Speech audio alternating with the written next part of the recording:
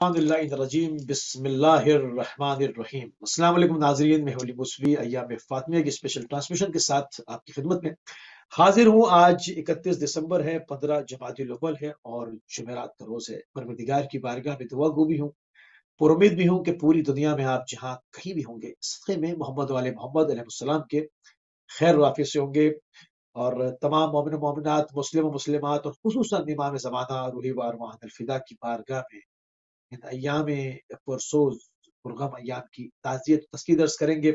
और आपके इल्म में है कि हमारे प्रोग्राम का जो फॉर्मेट है, इसमें शहज़ादी की अज़ीम मुक़ावमत, आपका विलायत का दिफ़ा करना, विलायत की राह में पहली शहीदा होना, इन तमाम चीज़ों पर जो है वो तारीख़ ने क्या कुछ कलमबंद किया, मौरख़ीन ने क्या लिखा, मुहद्दिसीन ने क्या कुछ ज़ब्त कलम किया, उन तमाम चीज़ों का निचोड़ हम कोशिश कर रहे हैं कि इन प्रोग्राम्स के ज़रिए से आपकी खिदमत आलिया में पेश किया जाए। आज भी अय्याम शहादत फ़ातिमा ज़हरा सलामुल्लाह अलैहा की गुफ्तगू को आगे बढ़ाते हुए हमारे साथ मौजूद हैं हिंदुस्तान से अल्लामा सैयद कल्बी अब्बास रिज़वी साहब। क़िबला आपकी खिदमत में ताज़ियत भी अर्ज़ करेंगे और आपकी खिदमत में सलाम भी अर्ज़ करेंगे। अलैकुम अस्सलाम व रहमतुल्लाह व बरकातुहू। अज़्ज़मल्लाहु लकुमुल अज्र इंशाअल्लाह। तमाम जहान इंसानियत की खिदमत में नबियों के सुल्तान और सरदार की शहादत के मौके पर ताज़ियत पेश करता हूँ और ये उम्मीद करता हूँ कि इस गम में पूरी दुनिया के लोग शरीक होंगे इंशाअल्लाह। जज़ाकल्लाह जज़ाकल्लाह। क़िबला थोड़ी सी तवीली गुफ्तगू हो जाए, हम पूरी कोशिश करेंगे कि आज जो है वो ज़्यादा से ज़्यादा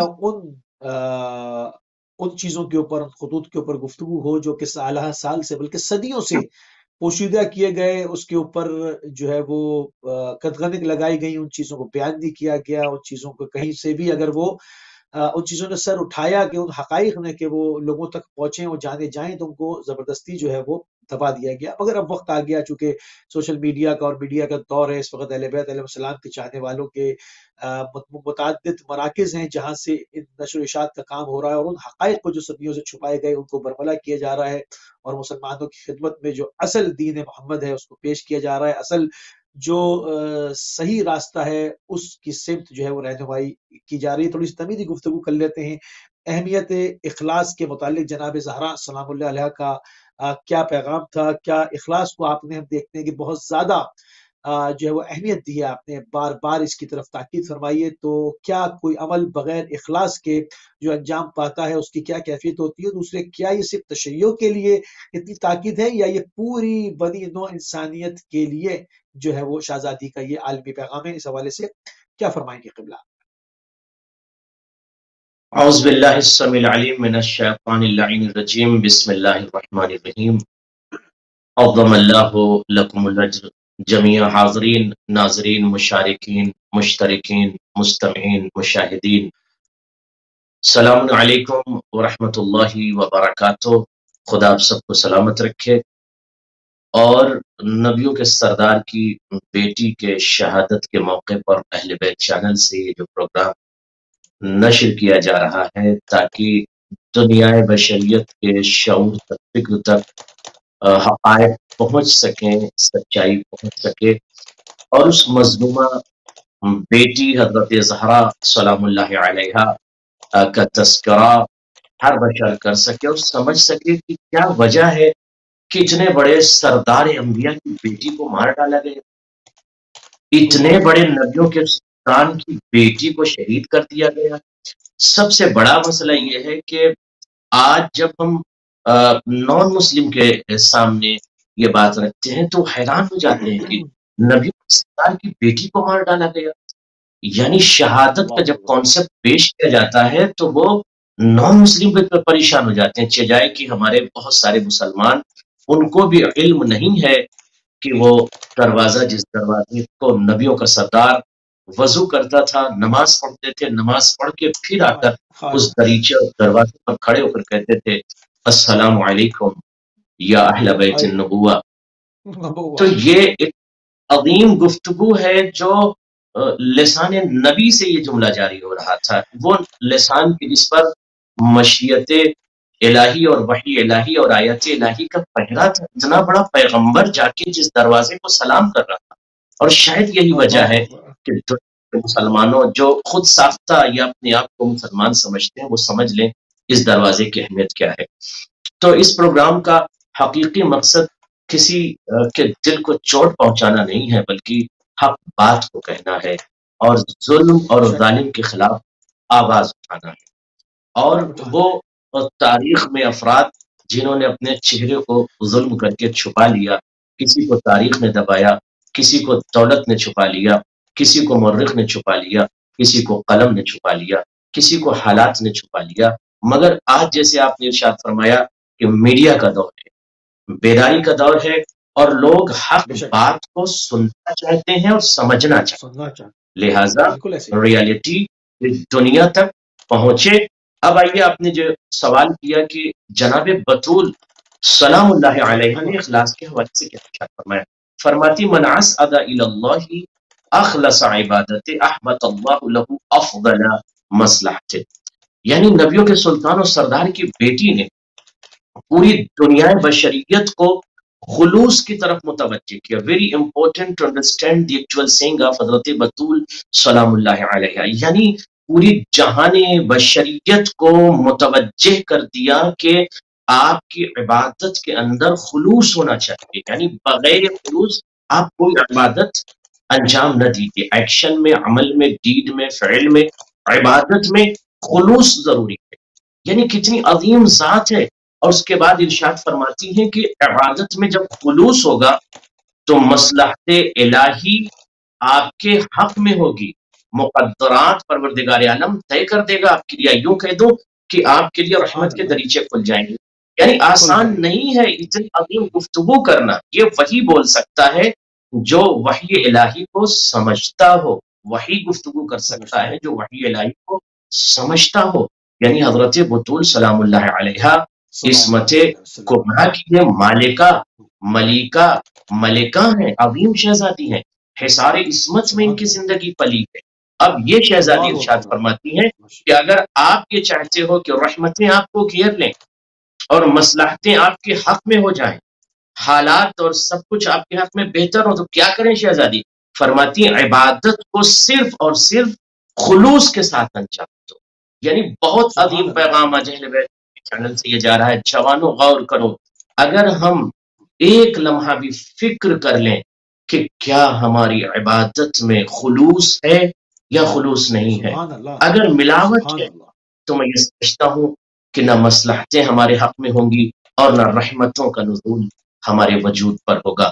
تو آج اس قول حضرت زہرا سلام اللہ علیہ کی روشنی میں پوری دنیا بشریت کے لیے پیغام ہے، صرف اہل تشیع کے لیے پیغام نہیں ہے، دنیا انسانیت کے لیے کہ وحدہ لا شریک معبود و مسجود و پالنہار کے پاس آپ جو چیز بھیج رہے ہو، عبادت بھیج رہے ہو، نمازوں کو بھیج رہے ہو، آپ جو بھی پروردگار تک پہنچا رہے ہو اس میں ملاوٹ نہ کرو، اس میں بالکل خالص عبادت کو بھیجو خدا کی بارگاہ میں۔ اب آپ دیکھیں اس موضوع عبودیت اور عبدیت پر وہی کلام کر سکتا ہے جو اس منزل شرف و تعزیز و تبجیل و تکریم پر ہو اور وہاں اس کی پرواز ہو۔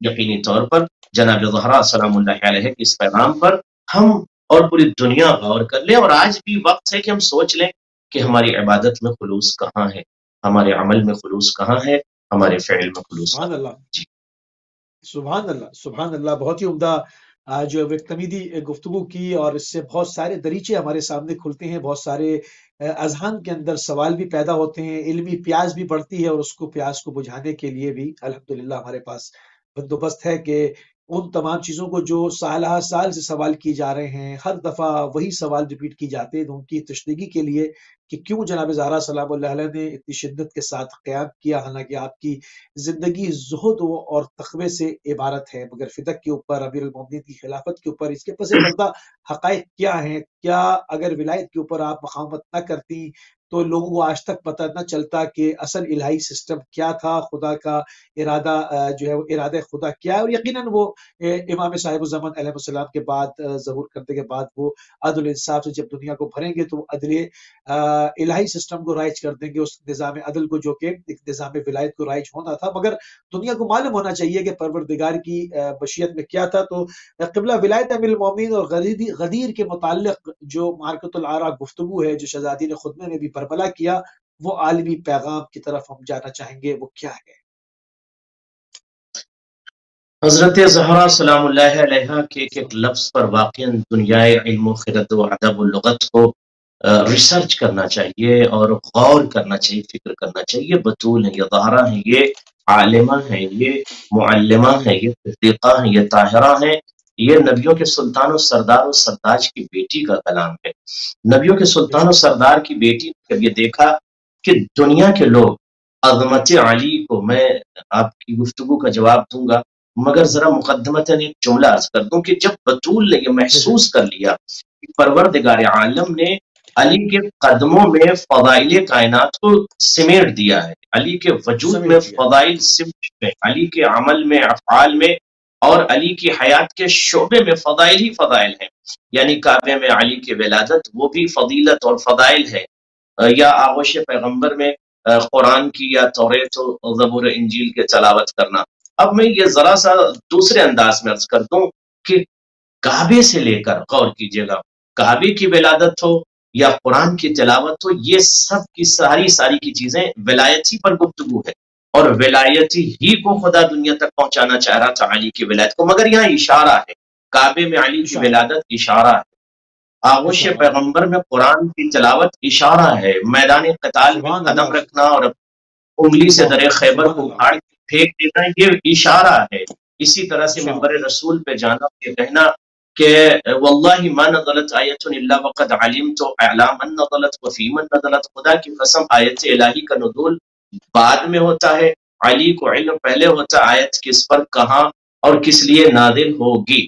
تو یہ علم علی، یہ ساری چیزیں اشارہ ہے، یا دوسرے لفظوں میں کہتا ہوں آواز دی مولا متقیان نے کہ سلونی سلونی قبل ان تفقدونی، یہ بھی اشارہ تھا علی اپنے علم کا یا اپنی فضیلت کا اعلان نہیں بلکہ ولایت کی طرف ایک اشارہ تھا کہ ولایت علی کو دنیا سمجھ لے۔ بستر نبوت پر، پیغمبر پر اطمینان کے ساتھ، یقین کے بستر پر، نبوت کے بستر پر پوریاں سیوف کے درمیان سو جانا، مفسدین و حاسدین و ناقصین کے درمیان سو جانا، یہ بھی اشارہ ہے۔ اگر وہاں پر نبی ہوتے، پیغمبر ہوتے، سرکار ہوتے تو دنیا اور رائٹر اور مورخ یہ لکھ دیتے چونکہ نبیوں کا سلطان موجود تھا علی کے ساتھ، اس لیے رحمت نبی شامل حال تھی، علی سوتے رہے اور نبی علی کی حفاظت کرتے رہے، تو اس میں علی کا کمال کیا ہے؟ نہیں، یہاں پر نبی چلے گئے اور علی تنہا بستر نبوت پر نبی بن کے سو رہے ہیں۔ اور نبی بن کے اس لیے میں کہہ رہا ہوں کہ جب مشرکین اور ناقصین اور مفسدین نے دیکھا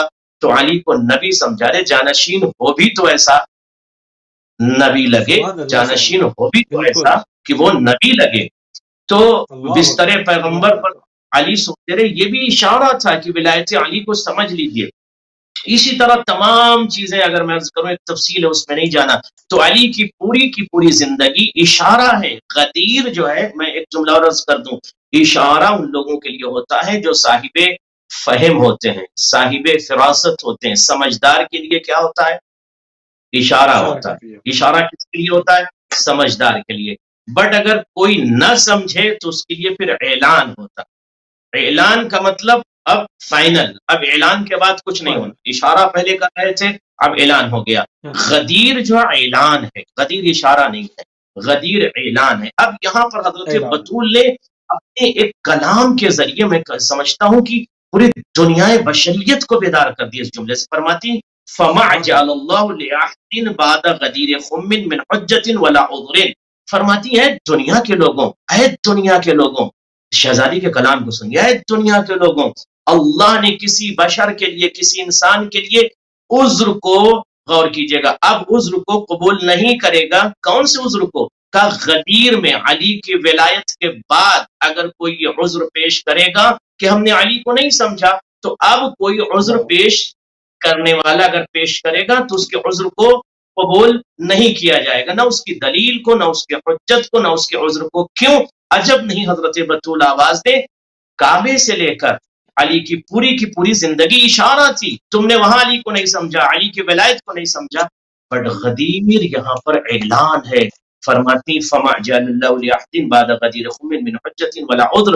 اب غدیر میں جو علی کی ولایت کا اعلان ہوا ہے، اس اعلان ولایت علی کے بعد اب کوئی عذر قابل قبول نہیں ہے۔ اب کوئی یہ نہ کہ میں نے علی کو نہیں پہچانا، اب کوئی یہ نہ کہے ولایت علی میں نہیں سمجھتا، اب کوئی یہ نہ کہے کہ کون ہے مولا متقیان۔ اب چونکہ غدیر میں سلطان انبیاء نے سلطان اولیاء کو اپنے ہاتھوں پر بلند کر کے کہا من کنت مولا فہذا علی مولا، تو ولایت کی جو حفاظت کرے اس ذات کو بطول کہتے ہیں۔ میں ایک جملہ اور عرض کرتا ہوں بین القوسین، جو ولایت کی حفاظت میں ضرب کھا لے، ولایت کی حفاظت میں جو ضرب کھا لے، زخمی ہو جائے، جس کی پسلیاں ٹوٹ جائیں، جس کا بیٹا اس کے بطن میں شہید ہو جائے، ولایت کی حفاظت میں اس کو حضرت بطول کہتے ہیں۔ میں ایک جملہ اور عرض کر دوں، جوانان غور کرنا، کبھی کبھی آپ یہ سوچتے ہوگے کہ در بطول پر آگ لگا دی گئی، علماء نے، متکلمین نے، ناطقین نے، مفسرین نے، شارحین نے اور بہت سارے خطبہ نے، ذاکرین نے آپ کی خدمت میں بیان کیا ہوگا کہ فلاں نے لکھا، فلاں لکھا، تمام چیزیں یہ واضح ہیں کہ در بطول پر آگ لگا گئی، ٹھیک ہے، بٹ سوال یہ ہے کہ یہ کسے مارنے آئے تھے، کسے شہید کرنے آئے تھے؟ اصل میں اصالتاً یہ علی بن ابی طالب کو شہید کرنا چاہتے تھے۔ یہ افراد جو قاتلین تھے، حاسدین تھے، یہ علی بن ابی طالب کو قتل کرنا چاہتے تھے۔ اگر حضرت بطول اس وقت، اب چونکہ جناب مولا متقیان نے نبیوں کے سلطان سے وعدہ کر لیا تھا، زبان دے دی تھی کہ بعد شہادت پیغمبر علی سیف کی طرف نہیں جائیں گے، سیف کو ہاتھ میں نہیں لیں گے، قتال نہیں کریں گے۔ اگر قتال کریں گے تو ظاہر سی بات ہے مورخ یہ لکھ دے گا کہ بعد پیغمبر یہ مولا متقیان حکومت اور تخت و خلافت کے وجہ سے انہوں نے فلاں کو قتل کر دیا، چونکہ رائٹر، روایت، رپورٹر اور راوی سب لکھے ہوئے تھے۔ تو مولا متقیان نے وعدہ کیا تھا کہ میں قتال نہیں کروں گا، تلوار نہیں چلاؤں گا۔ اب جب تلوار نہیں چلائیں گے تو بیت علی کو گھیر لیا گیا۔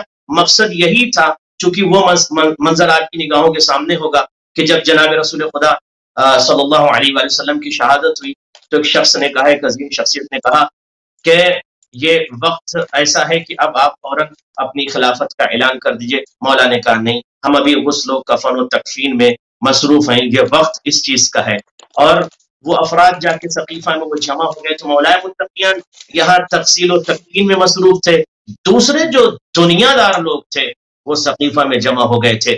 تو اب چونکہ ان کو اس بات کا احساس تھا کہ مولا متقیان بیت الشرف میں موجود ہیں، حکومت تو ہم نے لے لیا، خلافت ہم نے لے لیا، اب اگر علی بن ابی طالب موجود ہے تو شب کی تاریکی میں نبیوں کے سلطان و سردار کی بیٹی کے ساتھ مولا متقیان بیت مؤمنین میں جاتے ہیں، لوگوں کے گھر کے قریب جاتے ہیں۔ حضرت بطول یہ کہتی ہیں اے مدینے والوں، کیا تم مجھے پہچانتے نہیں ہو؟ میں نبیوں کے سلطان کی بیٹی ہوں، میں تمہارے نبی کی بیٹی ہوں۔ بہت سارے مورخ نے لکھا کہ خمر خمیدہ تھی، بہت سارے مورخ نے یہ کہا کہ کوئی ضعیفہ تھی جو فلاں کے دروازے پر۔ تو اس طرح سے جناب بطول سلام اللہ علیہ جا کر علی بن ابی طالب کی ولایت کا اعلان بھی کرے۔ تم بھول گئے غدیر کو، تم نے فراموش کر دیا غدیر کو، کبھی اس کے دروازے پر کبھی اس کے دروازے پر۔ تو اس بات کا علم تھا اہل حکومت کو کہ اب چونکہ اگر نبیوں کے سلطان کی بیٹی بیدار ہو گئی اور علی، تو یہ خلافت کہیں کے ہاتھ میں نہ چلی جائے، لہٰذا ایک ہی راستہ بچتا ہے، علی کو قتل کر دیا جائے۔ اب پلاننگ یہ تھی، میں بہت ہی ذمہ داری سے جملہ کہہ رہا ہوں اور ثابت بھی کر سکتا ہوں کہ مولا متقیان کو قتل کرنے کے ارادے سے یہ افراد جمع ہوئے، مگر سامنے حضرت بطول سلام اللہ علیہ آ گئیں۔ مگر انہوں نے بطول سلام اللہ علیہ نبیوں کے سردار کی بیٹی پہ بھی رحم نہ کیا۔ جب جناب بطول نے کہا اس گھر کے اندر تو نواز رسول ہیں، چھوٹے چھوٹے بچے رہتے ہیں، وہ جملہ آپ کی خدمت میں واضح ہے، کہا وَإِن، اگر وہ کوئی مسئلہ نہیں ہے تو ان کو نہ ہی نبی سے محبت تھی، نہ بنت نبی سے محبت تھی، نہ علی بن ابی طالب۔ چلیے ٹھیک ہے، علی کو وہ آئے تھے شہید کر جناب جی باقاعدہ ڈائلاگ ہوئے ہیں جس میں شہزادی اندر سے آواز آئی کہ اس گھر میں تو فاطمہ بھی رہتی ہے، یہ گھر فاطمہ تو زہرا سلام اللہ علیہ کا ہے۔ تو جواب دیا گیا کہ ہاں کوئی پرواہ نہیں، گھر سمیت جلا دیں گے، ان کے سمیت گھر کو جلا دیں گے۔ تو یہ تو باقاعدہ तमाम आलम इस्लाम के गैर शिया मौरखीन ने भी इसको नकल किया है। तो इस तरफ थोड़ी उम्मत को तवज्जो होनी चाहिए कि कहाँ जा रही है उम्मत, असल हक कहाँ पर है, यकीनन असल दीन कहाँ पर यकीनन है। यकीनन मैं बिल्कुल बिल्कुल खुदा सलामत रखे आपको। मैं एक जुमला और अर्ज कर दूं, ये इल्म के लिए तमाम इस वक्त मुशाहिदीन मौजूद हैं। ज्यादातर जवानान गौर करें, ज्यादातर जितने भी मुअर्रिख हैं वो उनका ताल्लुक अहले तशय्युअ से नहीं है।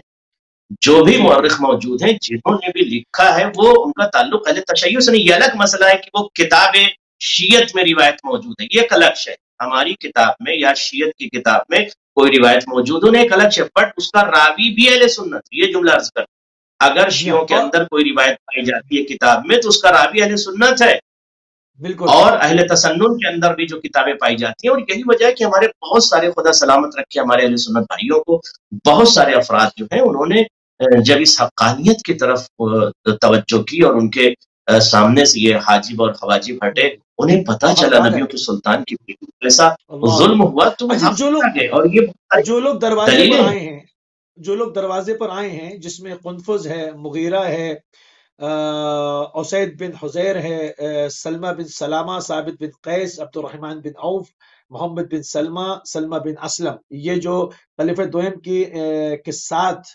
दरवाजे पर आए हैं, इनका क्या ताल्लुक बनता है, ये कौन लोग हैं? इस पर भी थोड़ी सी बात हो जाए, क्योंकि इसमें बड़े कुनफुज, ये मुगीरा, असल में ये बड़े नाम मैं हैं। अर्ज कर दूं कि ये माफिया लोग थे, ये गुंडा टाइप के लोग थे, मवाली टाइप थे, और ये हुकूमत के लोग थे। इनको असल में भेजा गया था, ज्यादातर इसमें ऐसे अफराद थे जिनको हुकूमत इस्तेमाल करती थी। इनको असल में भेजा था कत्ल अली इब्न अबी तालिब के लिए। तो एक मरतबा पहले उन्होंने ट्राई किया और वापस चले गए, एक मरतबा आके उन्होंने कोशिश की और वापस चले गए, बट फिर दोबारा फोर्स हुआ कि नहीं जाओ। तो उसके बाद जब दोबारा हुकूमत की तरफ से दबाव पड़ा तो ये अफराद आए, और आने के बाद इन्होंने दरवाजे बतूल सलामुल्लाह अलैहा पर आग लगा दी। और वो सारा दर्दनाक मंजर में क्या अर्ज करूं नाजरीन की खिदमत में। मैं इतना सिर्फ अर्ज करता हूं कि जिस बतूल की जिस नबियों के सुल्तान की बेटी है, जिस बतूल के उस अजीमुशान खत को फाड़ के फेंक दिया गया था, किसी एक अजीम हस्ती से किसी ने पूछा था कि ये बताइए क्या जनाब ज़हरा सलामुल्लाह अलैहा के बाल सफेद हो गए थे 18 साल की उम्र में? उन्होंने कहा हाँ, सफेद हो गए। कितनी थी? तो उनके हाथ में एक वर्का था, उन्होंने फाड़ा और फाड़ के फेंक दिया जमीन पे, और उसके बाद चुनने लगे। वो चुनने के बाद जैसे ही वो वर्का चुना और चुनकर उठा लिया, कहते हैं जितनी देर में ये वर्का मैंने चुना, इतनी देर में हजरत ज़हरा सलामुल्लाह अलैहा के बाल सफेद हो गए थे। क्या ये जनाब ज़हरा सलामुल्लाह अलैहा के दिल पर ये सख्त मंजिल न गुजरी होगी कि मैं इतने बड़े नबी की बेटी हूँ, पैगंबरों के पैगंबर की बेटी हूँ, मेरी अजमत को मेरा बाबा सलाम करता था, मेरे हाथों को चूमता था, पे बिठाता था। और उस जगह जहाँ पैगंबर आजम खुद खड़े हो, मैं बार बार हर रोज यही कह रहा हूँ कि अगर सिर्फ बेटी की हैसियत से खड़े होते तो तमाम मुसलमानों पर वाजिब था कि जब उनकी बेटियां आए तो वो खड़े हो जाए, मगर नहीं, वो उस मंजिलत की वजह से खड़े होते थे जो पेश खुदा जनाब ज़हरा की थी। उस जगह पर उनके साथ झुटलाया जाए, उनके गवाहान को तस्लीम न किया जाए। गवाहान में भी मौलाए कायनात हैं, उनके गवाहान में भी जवानात जन्नत के सरदार हैं, उनको तस्लीम न किया जाए तो अगर बाल सफेद नहीं होंगे तो और क्या होगा? कितनी सख्त मंजिल उनके कल्ब पे गुजरी होगी। दुरुस्त फरमा रहे हैं। देखें, मैं बात और अर्ज कर दूं कि शरअन बाप के लिए वाजिब नहीं है कि वो अपनी बेटी का खड़े होकर एहतराम करे। किसी बाप के ऊपर ये वाजिब नहीं अपनी बेटी का खड़े होकर एहतराम करे। मगर एक बात और है कि अगर नबी का हर अमल या वाजिब होता है या सुन्नत होता है। नबी कोई भी अगर अमल अंजाम देता है तो उसमें मशीयत इलाही की शमूलियत होती, इरादे इलाही की शमूलियत होती है, आयत इलाही की शमूलियत होती। यहाँ अगर नबियों का सुल्तान और सरदार एक इस्मत कुबरा की मालिका, मलिका और मलिका के एहतराम में अगर खड़े हो रहे हैं तो अपनी सिर्फ उनकी मर्जी शामिल हाल नहीं कि मेरी बेटी है लिहाजा मैं एहतराम करूं। उनकी मर्जी यहाँ नहीं है, यहाँ मशीयत इलाही है। इस पर गौर करें जमाना, मशीयत इलाही ये है, हुक्म इलाही ये है कि नबियों के सुल्तान खड़े हो जाओ। अब खड़े होकर इसके हाथों को चूमो, इसे अपनी जगह पर बिठाओ और बिठाकर इसका एहतराम करो। तो ये एहतराम और ये अज़मत और ये ताज़ीम और तकरीम जनाब बतूल की हुक्म खुदा की वजह से है। खुदा का हुक्म था اس کی وجہ سے اتنا احترام تھا. یہ نہیں کہ میں اپنی بیٹی کو بہت چاہتا ہوں لہٰذا میں کھڑا ہوں، نہیں، یہ مسئلہ کھڑا ہو جاؤ، تھا. بلکہ میلائی اور وہ منصب میں اسے عرض کر رہا ہوں، وہ منصب جو عصمت کبریٰ کی مالکہ کے پاس تھا، اس منصب کا احترام تھا. اور اسی وجہ سے کبھی کسی نے اشکال نہیں کیا، کسی نے اشکال تک نہیں کیا کہ آپ کھڑے ہو کر احترام کیوں کریں. جی بالکل صحیح. تو جس طرح سے دیکھیں جناب زہرا سلام اللہ کے اگر خطبہ فدقیہ کو پڑھیں، مصحف فاطمہ کی طرف توجہ کریں، ان تمام چیزوں کو دیکھیں، تو جس طرح سے جا کر آپ نے توحید کا تعارف کرایا اور پروردگار کی حمد فرمائی، اس کے بعد رسالت کا تعارف کرایا، پھر اہل بیت کا پیش خدا جو رتبہ ہے، یہ نہیں کہ صرف رسول اللہ کی صرف آل ہے، نہیں، رسول اللہ کی آل ہونے کے ساتھ ساتھ پیش خدا کیا منزلت ہے، کیا امور کی ذمہ داریاں ہیں، کیا تصرف ہے ان کا ولایت تکوینی میں، تمام چیزوں کا جواب تعارف کراتی ہیں. اور اس کے بعد جب اپنے حق کا مانگ دہل اعلان کرتی ہیں، اس کا مطالبہ کرتی ہیں، تو ان چیزوں کو قبلہ جو ہے وہ اس میں شہزادی نے کچھ چھوڑا نہیں تھا، تمام چیزیں ایک ایک نقطہ لوگوں کے سامنے بیان کیا قیامت تک کے لیے.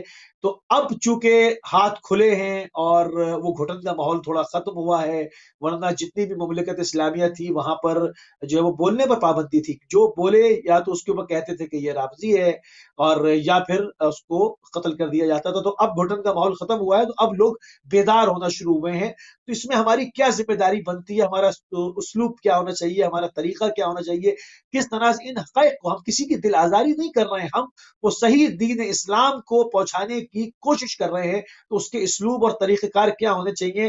جناب زہرا نے جس طرح سے خطبہ دیا وہ ذرا واضح کرتے قبلہ، وہ خد و خال کیا تھے. دیکھیں جناب بطول سلام اللہ علیہ کی مظلومیت کو پوری دنیا کے سامنے پیش کرنا اخلاقی فریضہ ہے، اور محبت کا بھی فریضہ ہے، عشق کا بھی فریضہ ہے، انسانیت کا بھی تقاضا ہے کہ مظلومیت جناب زہرا سلام اللہ علیہ دنیا کے سامنے بیان کی جائے. اب اس بیان کرنے کا جو سلیقہ اور طریقہ ہے وہ ذرا سا اچھا سلیقہ اور طریقہ ہو، اس انداز میں اسے بیان کیا جائے. چونکہ اگر جناب زہرا سلام اللہ علیہ کی مظلومیت دنیا کے سامنے نہ پیش کی گئی تو پھر کسی مظلوم یا مظلومہ کی کیفیت یا اس کی شہادت کو دنیا کبھی پیش نہیں کر پائے گی، اور بہت سارے دنیا کے مظلوم اور مظلومات دب جائیں گے، کچل جائیں گے. جب نبیوں کے سلطان و سردار کی بیٹی کی مظلومیت بیان کرنے پر پابندی اگر لگا دی جائے گی تو پھر دنیا کا کون سا شخص ہے یا کون سی ایسی شخصیت ہے کہ جس کی مظلومیت کا چرچہ آپ کر سکیں یا بیان کر سکیں. تو مظلومیت بیان کرنا، ان پر جو ظلم ہے بیان کرنا ضروری ہے، اسینشل ہے. اس لیے ضروری ہے کہ دوبارہ کوئی ظالم اس طرح سے کبھی کائنات میں کسی پر ظلم نہ کر سکے اور لوگ ظالم کو سمجھ سکیں، ورنہ قاتل، ظالم اور اچھے اور برے لوگوں کا فرق واضح کیسے ہوگا کہ اچھے یا برے لوگ کون ہیں. جناب زہرا سلام اللہ علیہ نے اپنے خطبے کے اندر بہت سی عظیم گفتگو کی. توحید پر جب گفتگو فرماتی جناب زہرا سلام اللہ علیہ تو ارشاد فرماتی ہیں کہ جعل اللہ الایمان تطہیرا لکم من الشرک. آپ دیکھیں کہ ہے کسی میں اتنی جرأت جو اس انداز میں توحید پر کلام کرے. واقعاً علم لدنی کی مالکہ ملیکہ ہوگی جو کمالات کی واقعاً جس کے پاس خزینہ خزائن ہوں گے وہی ایسی گفتگو کر سکتی ہے کہ اللہ نے ایمان کو شرک سے پاک کرنے کے لیے قرار دیا ہے. یعنی ایسا نہیں ہے کہ اللہ کو ایمان کی ضرورت ہے کہ بندے ایمان لائیں، نہیں، اللہ نے ایمان کو رکھا کہ دنیا شرک سے بچ سکے. یعنی ایک لفظ میں حضرت بطول نے یونیورس کو جگا دیا کا ایمان اس لیے رکھا ہے کہ شرک سے بچ سکو. اب یہ دیکھو کہ تمہارے عادات و اطوار میں ایمان کہاں ہے، تمہاری عبادت میں ایمان کہاں ہے، نمازوں میں ایمان کہاں ہے. صرف نمازیں کسٹم اور ٹریڈیشن کے ساتھ تو نماز نہیں پڑھتے ہو، واجب سمجھ کے صرف نماز تو دنیا ادا نہیں کرتی، بلکہ دیکھو ایمان پایا جاتا ہے کہ ایمان نہیں پایا جاتا. تو توحید کو اس انداز میں دنیا کے سامنے اگر کسی ذات نے دو لفظوں میں پیش کیا اس ذات کو بطول کہتے ہیں. اس کے بعد فرماتی ہیں، غور کیجئے، والصلاۃ تنزیہا لکم عن الکبر. دنیا کے لوگوں، جی شہزادی فرماتی ہیں یہ نماز جو اللہ نے رکھا ہے یہ دنیا کو کبر سے، ایگو سے، غرور سے پاک کرنے کے لیے اللہ نے نماز کو رکھا. مجھے بتائیں کہ اس طرح کی گفتگو یا وہی ذات کر سکتی جس پر وحی کا نزول، یہ وہی کلام کر سکتا ہے جس کے اوپر وحی کا نزول ہو. شہزادی سلام اللہ علیہ ارشاد فرماتی واقعاً یہاں پر اتصال ہے، یعنی جناب شہزادی کا رب کے ساتھ علمی اتصال ہے، رابطہ ہے، رابطہ ہے علمی. اس پہ بات کرنا بہت ضروری ہے تاکہ اس سے شہزادی کا جو مقام و منزلت ہے، جو عصمت کے بھی درجے ہیں، یعنی کیا یعنی جس طرح سے وہ عصمت کبریٰ کے اوپر فائز ہیں اور کس طرح پروردگار کے ساتھ ان کا رابطہ مسلسل بعد پیغمبر صلی اللہ علیہ وآلہ وسلم بھی رہا رسول اللہ کی زندگی میں، تو سب کو معلوم ہے نا کہ فرشتے اترتے تھے چوکھٹ پہ سلام کرتے تھے. کیا رسالت مآب کی زندگی کے بعد یہ رابطہ ختم ہو گیا؟ اس کے اوپر بھی بات ہونی چاہیے کہ مسلسل رابطہ پروردگار کے محضر میں وہ رہی اور رابطہ رہا، فرشتے آتے رہے جاتے رہے. تو جناب زہرا سلام اللہ کا جو رابطہ تھا خدا کے ساتھ، اس کی نوعیت کیا تھی اور دنیا کو رابطے کا مفہوم جو ہے وہ کس طرح سے سمجھایا انہوں نے، اس میں تھوڑی سی بات ہو جائے تاکہ ان کی شخصیت جن لوگوں تک نہیں پہنچی ہے ان کے بھی اذہان تک یہ بات پہنچ جائے کہ جناب زہرا کی شخصیت ہے کیا، کس بلندی اور رفت اور عظمت کے اوپر وہ بی بی فائز ہیں. یہ ذرا بات ہو جائے پھر پتہ چل جائے گا سامنے کون ہے اور جھٹلانے کی کوشش کون کر رہا ہے، کس کی کیا حیثیت ہے، یہ سب چیزیں واضح ہو جائیں گی. شہزادی کی رابطے خدا کے اوپر ہم گفتگو کرنا چاہیں گے. ضرور ضرور، میں ذرا اس شہزادی کے کلام کو ذرا مکمل کر دوں اس کی شرح، اس کے بعد آتا ہوں آپ کے سوال پر. تو شہزادی نشاد فرمائیں اللہ نے صلاۃ کو، نماز کو اس لیے رکھا کہ آپ کے اندر سے ایگو کو ختم کیا جا سکے. یعنی نماز ضرورت معبود نہیں ہے، ضرورت عبد ہے. غور کیجیے گا، صلاۃ نماز ضرورت معبود نہیں ہے، ضرورت عبد ہے. ضرورت عبد ہے کس نے کہا؟ حضرت بطول کے حدیث کا خلاصہ ہے کہ عبد کے لیے اللہ نے صلاۃ کو رکھا کہ تاکہ آپ کے اندر سے ایگو ختم ہو. رکوع کی حالت میں جھکو، اپنے ایگو اکڑ کو ختم کرو. اب بھی اگر ختم نہ ہوا تو سجدے میں چلے جاؤ. تو نماز کو اللہ نے اس لیے رکھا کہ ایگو ختم ہو، یعنی اپنی عبدیت کا، اس کی معبودیت کا اعلان کرو، اپنی مرزوقیت کا، اس کی رزاقیت کا اعلان کرو، اپنی مخلوقیت اور اس کی خالقیت کا اعلان کرو. تو شہزادی فرماتی ہیں کہ اللہ نے نماز کو ایگو ختم کرنے کے لیے رکھا ہے، غرور کو ختم کرنے کے لیے رکھا. محتاج صلاۃ و سلام خدا نہیں ہے. اور اسی بات کو آگے بڑھاتے مولا متقیان نے کہا تھا حینما خلق اللہ الخلق غنیا عن طاعتهم وامنا من معصیتهم لانه لا تنفع طاعت من اطاعه ولا تضر معصیت من عصاه. پروردگار جب پوری دنیا کو بنا رہا تھا اس وقت بھی وہ غنی تھا بندوں سے، اسے ضرورت نہیں نہ نماز کی، نہ روزی کی، نہ عبادت کی. اور اگر پوری دنیا عبادت کرے تو عبادتوں کا فائدہ خدا کو نہیں ہوگا، بندوں کو ہوگا. اور اگر بندے عصیان کریں، گناہ کریں تو گناہ کا نقصان خدا کو نہیں بندوں کو ہوگا. تو یہاں بطول ارشاد فرماتی ہے دنیا کے لوگوں، جی شہزادی فرماتی ہے کہ ایگو ختم کرنے کے لیے نماز کو رکھا. اب نماز پڑھو اور اگر ایگو آپ کا ختم ہو رہا ہے تو نماز سمجھ لو صحیح پڑھ رہے ہو، نماز ایکسپٹڈ ہے. نماز پڑھنے کے بعد اگر ایگو پایا جاتا ہے تو پھر وہ نماز نہیں، ایک رسم، ایک عادت ہے، ایک کسٹم، ایک ٹریڈیشن ہے. اور اگر نماز کے بعد ایگو ختم ہو رہا ہے، جوانان غور کرنا آج اس پیغام حضرت بطول کے بعد کہ اگر نماز پڑھنے کے بعد ہمارے اور آپ کے اندر سے اکڑ، ایگو، غرور، تکبر ختم ہو رہا ہے تو اس کا مطلب ہماری نماز واقعی ایکچوئل نماز ہے. اور اگر ایگو نہیں ختم ہو رہا ہے تو پھر ہمارا رابطہ ابھی خدا سے نہیں ہو پایا ہے، ہمارا رابطہ نہیں ہو پایا. اگر ہمارا رابطہ خدا کے ساتھ ہوتا تو اس رابطے کے ذریعے سے ہمارے اندر جو ایگو ہے وہ ختم ہو جاتا. اب آئیے، آپ نے ارشاد فرمایا تھا رابطہ الہی. جناب بطول سلام اللہ علیہ کا مشیت الہی کے ساتھ اتنا رابطہ تھا، اتنا قوی رابطہ تھا کہ جناب زہرا سلام اللہ علیہ نے دنیا کو یہ پیغام دیا، یاد رکھو عبادت اور رابطے کا نام، یعنی بندہ خدا سے رابطہ کرے.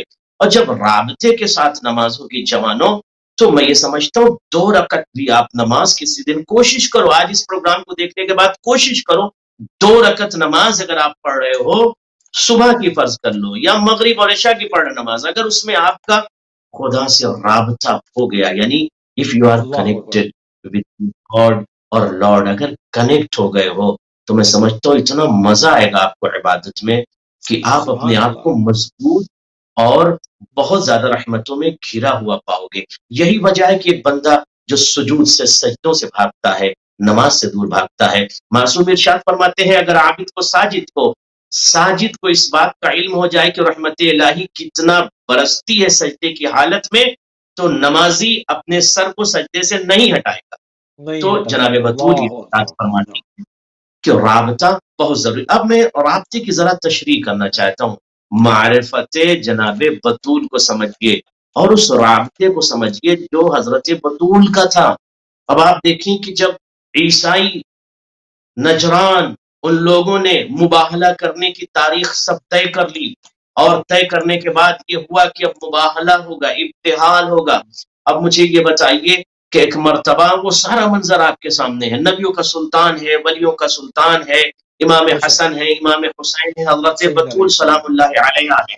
لیکن جب ایک مرتبہ بڑے بڑے ان کے علماء نے یہ دیکھا، جو اس مذہب کے علماء تھے، انہوں نے دیکھا کہ نور جو ہے اس کا ایک تسلسل ہے عصمت کبریٰ کی مالکہ اور ملیکہ اور ان انوار کے ساتھ. تو مرتبہ گھبرا گئے، کہتے ہیں لو اشارو، اگر یہ اشارہ کر دیں گے تو یہ جبل اور جبال، یہ ماؤنٹین چلنے لگیں گے. اس کے بعد ایک دوسرا لفظ انہوں نے عربی استعمال کیا کہ چلنے بھی لگیں گے، اگر یہ اشارہ کر دیں گے تو پہاڑ ٹکڑوں میں تقسیم ہو جائے گا. یعنی عصمت کبریٰ سلام اللہ علیہ کا جو رابطہ ہے خدا کے ساتھ، انہوں نے دیکھا کہ زمین سے آسمان تک نور ہی نور ہے، مسلسل نور ہے. وہ سمجھ گئے کہ ذات کا تسلسل اور رابطہ بہت قوی ہے. یعنی جب رابطہ خدا کے ساتھ قوی ہوگا تب تو ان کو پاور ملے گی، قوت ملے گی. یعنی جناب زہرا یا انوار خمسہ کے پاس جو قوت ہے، جو طاقت ہے، خدا کی دی ہوئی ہے نا. تو ان کا چونکہ رابطہ خدا سے بہت قوی ہے، جوانان سمجھو. اب ان لوگوں نے کہا کہ یہ افراد اشارہ کر دیں گے تو پہاڑ ٹکڑوں میں تقسیم ہو جائے گا، پہاڑ چلنے لگے گا، ہم ان سے مباہلہ نہیں کریں گے. اس کی بنیادی وجہ کیا تھی؟ انہوں نے یہ محسوس کر لیا کہ یہ وہ ذوات ہیں، یہ حضرت زہرا سلام اللہ علیہ جو پردوں کے حصار میں ہے، جو معصوم کے حصار میں ہے، جو نبی کے حصار میں ہے، جو علی کے حصار میں. یہ کون سی ذات ہے کہ جس کو معصوم اپنے حصار میں لیے ہوئے ایک طرف علی کا قدم ہے، نبی کا قدم، اور اس کے بعد درمیان سیدہ دم بدم دیکھ لے. شاید جناب بطول سلام اللہ علیہ کی عظمت کو یہ بتانا تھا کہ دنیا نشان قدم حضرت بطول کو بھی نہ دیکھ سکے. لیکن جب پردے میں گھری ہوئی ایک عظیم ہستی کو ان لوگوں نے دیکھا تو وہ گھبرا گئے. یہاں تک روایت عربی کتب میں مذکور ہے کہ وہ افراد جو پہاڑ کی بلندیوں سے دیکھ رہے تھے وہ چکرا کے گر گئے پہاڑ پر. بہت سے افراد بے ہوش ہو گئے، غش طاری ہو گیا. کیوں غش طاری ہو گیا؟ چونکہ رابطہ دیکھ کر، وہ نور کا رابطہ نور کے ساتھ، شہزادی نور ہے، رابطہ نور کے ساتھ. وہ تو سامنے سے ہٹ گئے، وہ تو سامنے سے ہٹ گئے کیونکہ وہاں پر بد دعا ہونی تھی، اور جس نے بھی جھوٹا ثابت ہونا تھا اس کے اوپر خدا کی طرف سے لعنت آنی تھی، اور اس نے پاش پاش ہو جانا تھا، مغضوب ہو جانا تھا نا، مطلب خدا حق سے محروم ہو جانا تھا. وہ تو جو لعنت اتر رہی تھی جس طرح سے ہمیں قرآن بتا رہا ہے، تو وہ تو سامنے سے ہٹ گئے. اب بہت سارے لوگ اس لعنت کی زد میں آ گئے، یہاں پر سامنے آگے کھڑے ہو گئے. اب مسئلہ یہ ہے کہ یہ تمام چیزیں آخر بتدریج ہوئی ہیں، ایک ساتھ تو نہیں ہوئی نا. ایک سارے واقعات بتدریج ہوئی ہیں، مباہلہ ہوا، دنیا نے دیکھا، رسول اللہ نے بیان کیا، زبردست فتح ہوئی اسلام کو، وہ واپس لوٹ گئے. تمام چیزیں مسلمانوں کو پتہ تھی. پھر کیا وجہ تھی کہ تمام چیزوں کو سمجھتے ہوئے رسالت مآب سے تمام چیزوں کو یعنی رسالت مآب کی لسان صادق سے سننے کے بعد بھی جناب زہرا کو کھڑے جھٹلاتے رہے، اور یہ سمجھتے ہوئے کہ مباہلے والوں کے ساتھ کیا ہو جانا تھا، وہ چیز ہم پر آ جائے گی. کیا اس کی وجہ کیا ہے؟ کیوں اتنا تکلیف کیوں ہے اہل بیت سے؟ دیکھیں، یہ افراد جن کے قلوب میں مرض پہلے سے تھا، قرآن کی آیت کہتی ہے کہ مریض ہیں.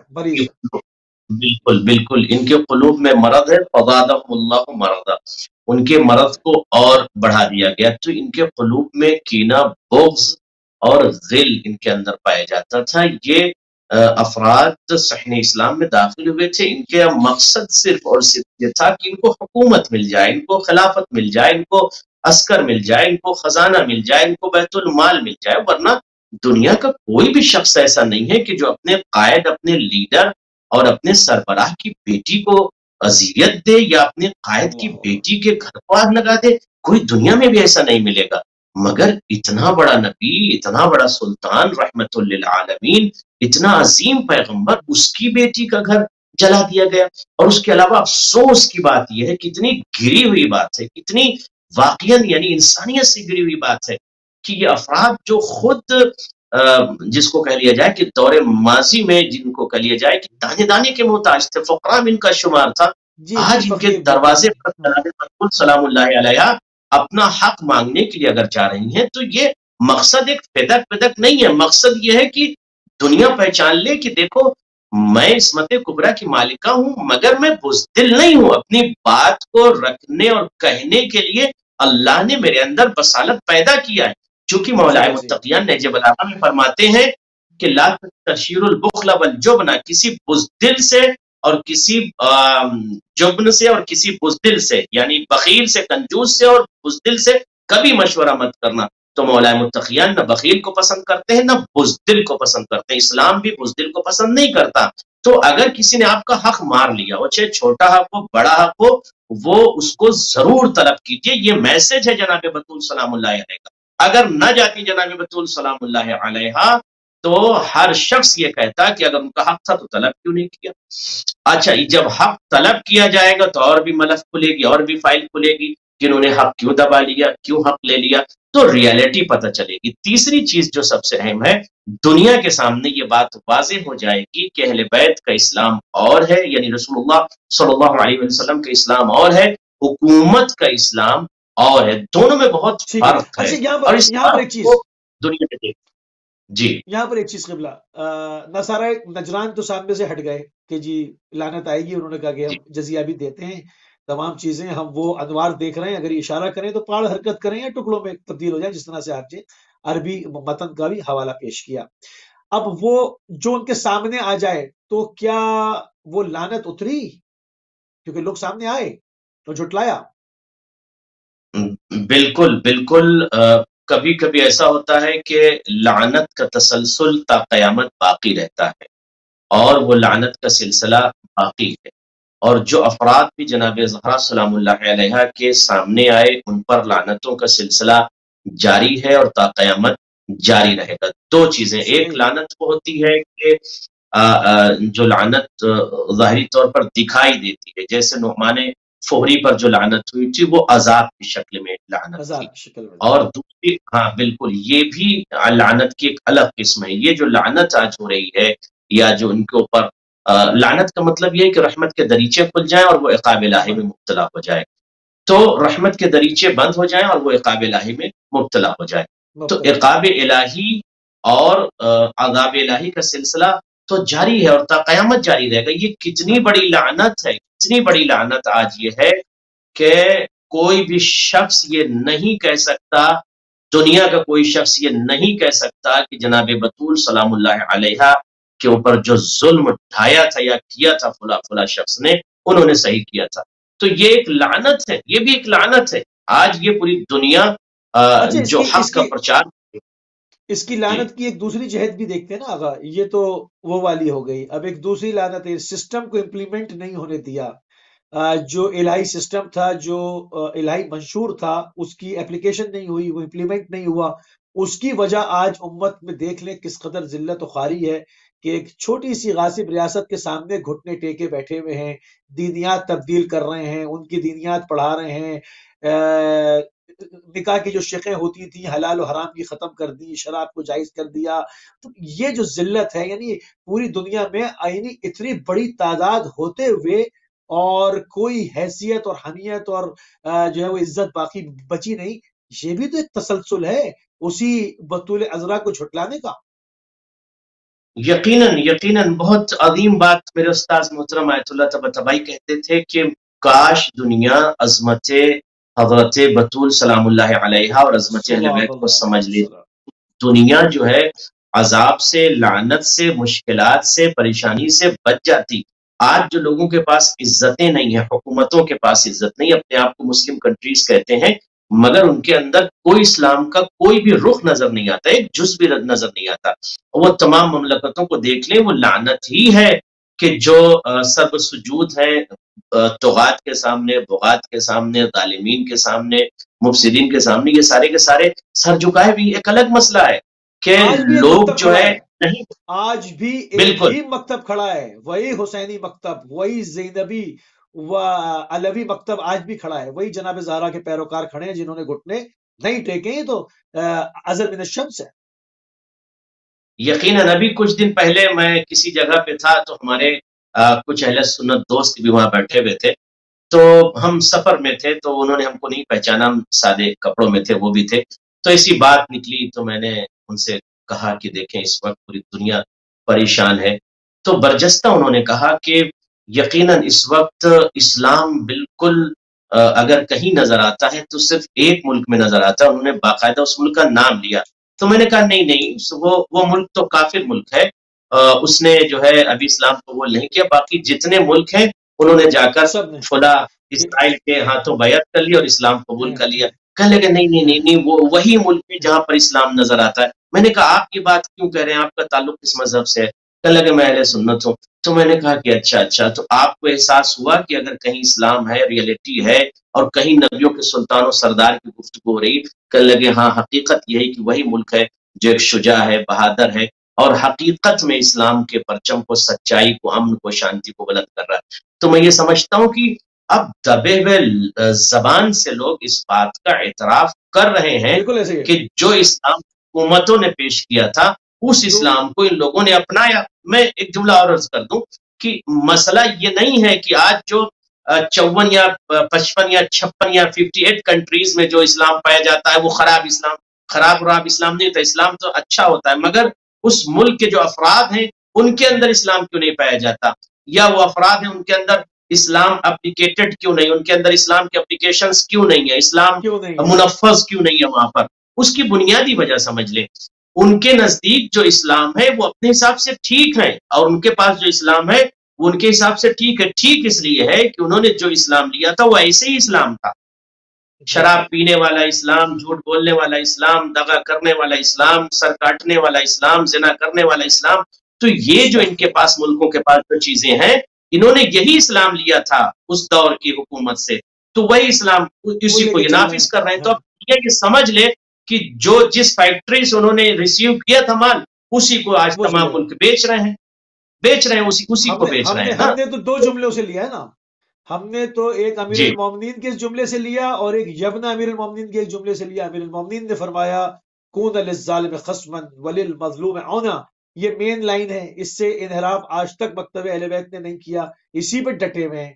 اور دوسرا یبنا امیر المومنین نے جب فرمایا الدئی و ابن الدئی قد درکزنی بین اثنتین بین الذلۃ والذلہ ہیہات من الذلہ، اگر ان دو پوائنٹس کو امت سمجھ جائے تو آج بھی آن ٹریک آئیں گے اور آپ کی عزت بحال ہو جائے گی، ورنہ ایسے ہی جس طرح بکریوں کا ریوڑ مار کے بھگایا جاتا ہے اسی طرح سے یہی حشر ہوتا رہے گا۔ بالکل صاف سی بات ہے۔ یقیناً، یعنی جس فیکٹری کا مال ہوگا تو مال تو بتائے گا نا کہ پروڈکشن کہاں کا ہے۔ یہ جو اسلام پیش کیا جا رہا ہے 58 کنٹریز میں یا 55 کنٹریز میں، تو یہ بتائے گا ہی نا کہ ہم کو کہاں سے لایا گیا ہے۔ تو 1400 سال پہلے جو حکومتی اسلام تھا، جس کو یہ لوگ اسلام کہہ رہے تھے، اسی کو یہ لوگ پیش کر رہے ہیں۔ اب چونکہ نہ ان کے پاس ہیومینٹی ہے، ایکچوئل جو پروفٹ آف پیس کا جو اسلام ہے وہ ہیومینٹی پر مبنی ہے، وہ انسانیت پر مبنی ہے۔ اسلام نے کسی شخص کے سر کاٹنے کی اجازت نہیں دی ہے، چاہے وہ کسی بھی مذہب کا ہو، مسلک کا ہو، کسی بھی ریلیجن کا ہو۔ یہ مذہب اسلام، ایکچوئل جو مذہب اسلام ہے، کسی کو ہرٹ کرنے کی اجازت نہیں دیتا۔ میں بہت ذمہ داری سے جملہ کہہ رہا ہوں، جوانان غور کرنا، اہل تشیع کی کتابوں کو پڑھو، اہل تشیع کی بکس کو پڑھو، اور پڑھ کر دیکھو کہ ایکچوئل جو ہیومینٹی ہے، انسانیت ہے، وہ کہاں ہے۔ رسول خدا صلی اللہ علیہ وآلہ وسلم جس خاتون دیکھنے جا گئے تھے جو ان کو ہرٹ کر رہی تھی، شی واز ناٹ مسلم، وہ مسلمان نہیں تھی، پھر بھی نبیوں کا سلطان و سردار دیکھنے گیا۔ تو اسلام انسان کے احترام کا حکم دیتا ہے، مذہب اور مسلک اور دھرم بات کی چیز ہے۔ تو اگر دنیا میں کوئی انسانیت کی بات کرتا ہے تو اس ذات کو علی کہتے ہیں، اس ذات کو نبی کہتے ہیں، اس ذات کو حسین کہتے ہیں۔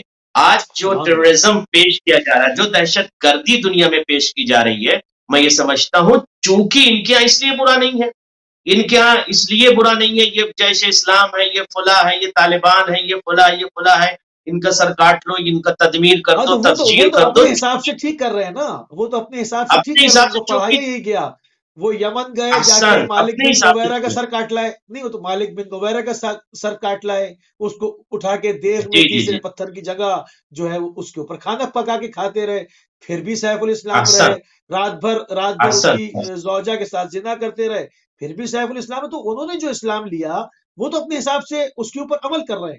ہمارا کام ہے کہ ہم ان کو احسن طریقے سے آئینہ دکھائیں گے. اصل اسلام یہ نہیں ہے بھائی، اسلام محمد یہ ہے. جی بالکل. اب وقت آ گیا ہے کہ ریئل اسلام، اب چونکہ یہ ان کو اس لیے برا نہیں لگتا، ان کو خراب اس لیے نہیں لگتا، یہ جو تمام چیزیں پوری دنیا میں ہوتی، میں بچوں کو یہ بتانا چاہتا ہوں جوانوں کو، کہ چونکہ جس فیکٹری کا مال ہے جہاں سے لوگ لے کر آئے ہیں وہاں پہ ایسے ہی تھا اور اسی چیز کو پوری دنیا میں پیش کیا جا رہا. تو ایکچوئل اسلام اگر آپ کو دیکھنا ہے تو صرف اور صرف در اہل بیت پر ریئل اسلام، اور ریئل اسلام وہی ہے جہاں پر ہیومینٹی ہے، جہاں پر ڈگنیٹی ہے، جہاں پر انسانیت کا احترام ہے، وہی ریئل اسلام ہے.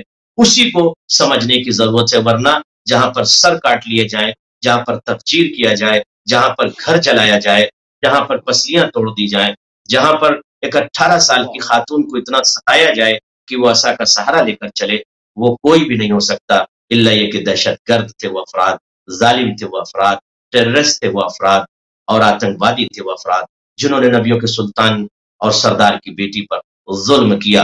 اور اسی طرح سے دہشت گردی اتنی آگے بڑھ گئی کہ جب بطول سلام اللہ علیہ کے گھر کو جلایا، اور یہی ہمت ان دہشت گردوں کی اتنی ہو گئی کہ پھر یہی فکر، یہی تھاٹ کربلا تک پہنچ گئی.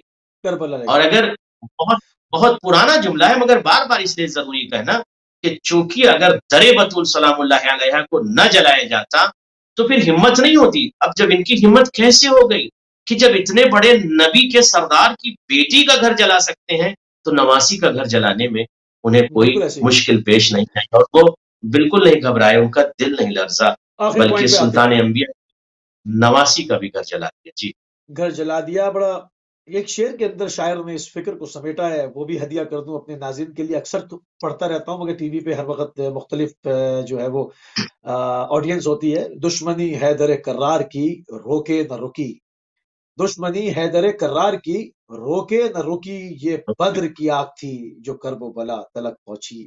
یہ اس کے شاخسانے، اس کی جو جڑیں ہیں یہ کہیں اور ہیں. تو آگے بڑھتے ہیں. بہرحال ہم نے تو آواز لگانی تھی، ہمارا کام ہے کہ ہم اس آواز لگائیں، اذان دیں. اس کے بعد لوگوں کے اوپر منحصر ہے کہ وہ اپنی تحقیق کا دائرہ کہاں تک وسیع کرتے ہیں، کہاں تک وہ سطح قلبی ان کے اندر پائی جاتی ہے، کہاں تک وہ سطح نظری ان کے اندر پائی جاتی ہے، کہاں تک وہ بائسنس کو ہٹا کر حقائق کی طرف جو ہے وہ اپنی نگاہ کو وسیع کرتے ہیں. یہ ان کے اوپر ہے. ہمارا کام تھا ان تمام دریچوں کو آپ کے سامنے، آپ کے اذہان کے سامنے برملا کر دینا. وہ ہم پوری کوشش کر رہے ہیں. عظمت کبریٰ کی مالک جناب فاطمہ الزہرا سلام اللہ علیہ کی عظمت اور ان کی معرفت کے حوالے سے قبلہ زبدتاً روشنی ڈالیں کہ سلطان الانبیاء حضرت محمد مصطفیٰ صلی اللہ علیہ وآلہ وسلم نے کس انداز میں پوری کائنات کے سامنے عظمت زہرا کو پیش کیا. یقیناً ناظرین اگر ایک ایک لفظ پر غور کریں کہ نبیوں کے سلطان و سردار نے اردو میں کہہ دوں، ابھی حدیثیں پڑھوں گا تو وقت لگے گا، وقت کم ہے. کیا ارشاد فرمایا تھا کہ فاطمہ میرا ٹکڑا، جگر کا ٹکڑا نہیں، میرا ٹکڑا. جس نے فاطمہ کو اذیت دی اس نے مجھے اذیت دی، اور جس نے مجھے اذیت دی اس نے گویا خدا کو، اور خدا کو اذیت دینے والا جہنمی ہے. تو اس میں اب اف بٹ نہیں ہے. جس نے بھی در بطول جلایا، جو بھی سازش میں شامل رہا، جس نے بھی پسلیاں توڑی، جس نے بھی جناب محسن کو شہید کیا، جس نے بھی سازش کیا، جس نے ان ظالمین کو در بطول پر بھیجا، وہ سب کے سب جہنمی ہیں. اس میں کوئی بٹ نہیں. آپ کہیں نہ کہیں، یہ نبیوں کا سلطان کہہ رہا ہوں، میں کچھ نہیں کہہ رہا ہوں. نبیوں کو سلطان نے ارشاد فرمایا کہ جو بطول کو اذیت دے وہ گویا مجھے اذیت دے. ظاہر ہے کہ نبیوں کے سلطان کو اگر کوئی اذیت دے گا تو وہ جہنم. ابھی بھی وقت ہے. دیکھیں آپ کہ جناب رسول خدا صلی اللہ علیہ وآلہ وسلم نے زیر چادر آ کر عظمت بطول کو پیش کیا. میں اکثر کبھی کبھی اپنے شاگردوں سے، طلبہ سے یہ جملہ کہتا ہوں کہ چادر کے نیچے نبیوں کا سلطان لیٹا نہیں ہے. ساری فیملی ایک چادر کے اندر لیٹ جائے یہ تہذیب میں نہیں ہے.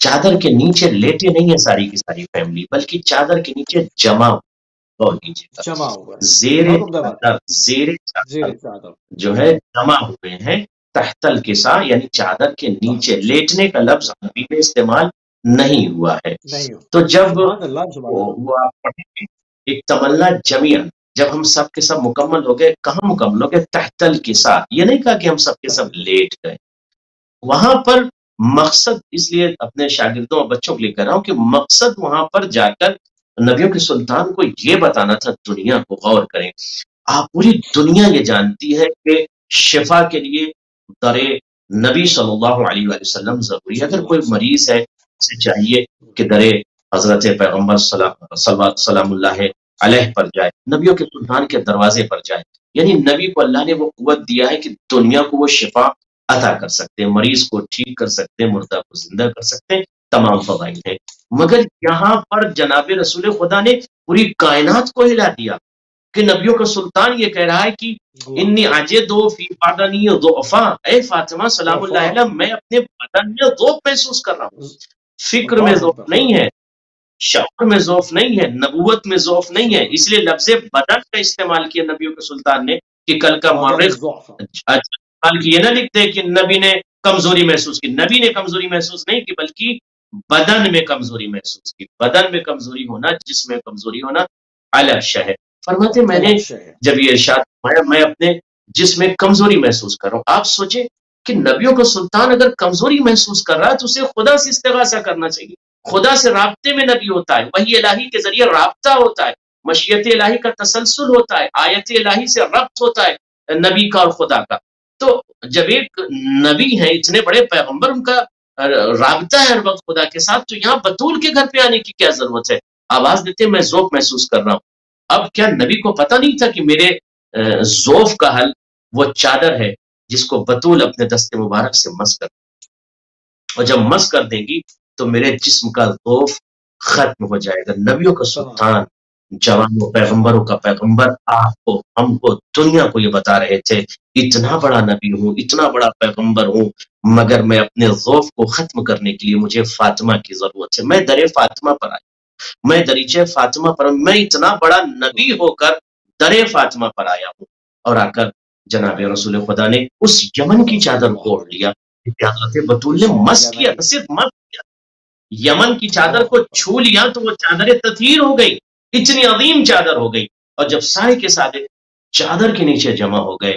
اب یہاں پر میں ایک جملہ اور عرض کر دوں، کبھی غور کریں، حدیث قصہ سب پڑھتے ہیں، مگر کبھی غور کریں کہ واقعاً یہ مسئلہ بہت ہی عظیم مسئلہ ہے۔ جناب بطول کی عظمت کو بیان کرنے کے لیے ایک لفظ یہ صرف کافی، ایک لفظ کافی، کتنا بڑا پیغمبر جسے دنیا جانتی، جسے رحمت للعالمین کہا گیا، اس کا تعارف کرا رہا ہے خدا تو جناب فاطمہ کے ذریعے، یہ کون سی بات؟ اسی پر دنیا کو سوچنے کی ضرورت ہے، اسی پر اہل خیرت کو، اہل فراست کو سوچنے کی ضرورت ہے۔ اتنے بڑے نبیوں کے سلطان و سردار کا جب تعارف خدا کراتا ہے تو آواز دیتا ہم فاطمہ تو و ابوہا و بعلہا و بنہا، یہ عظمت فاطمہ سلام اللہ علیہا بہت عظیم ہے۔ جوانان غور کریں، ایک لفظ خالی کافی ہے، میں سمجھتے ایک لفظ کافی ہے جناب بطول سلام اللہ علیہ کی عظمت کے لیے، یعنی تعارف کا ذریعہ جناب بطول، عجیب مسئلہ ہے، یعنی ہونا یہ چاہیے تھا کس میں فاطمہ یعنی رسول کی بیٹی ہیں، مگر پروردگار عالم جزاکم اللہ، مشیت الہی یہ چاہتی ہے، ارادہ الہی یہ ہے، وحی الہی کا تقاضا یہ ہے کہ یہاں پر خدا بولے، کلام کرے۔ اب یہاں خدا بول رہا ہے، نبی خاموش ہے، خدا بول رہا ہے، خدا بول رہا ہے یہاں پر۔ اگر نبی بولتے تو مسئلہ کچھ اور ہوتا، مگر یہاں ڈائریکٹ خدا بول رہا ہے، حدیث قدسی کے ذریعے سے خدا آواز دے رہا ہے کہ فاطمہ ہے، اس چادر کے نیچے فاطمہ ہے۔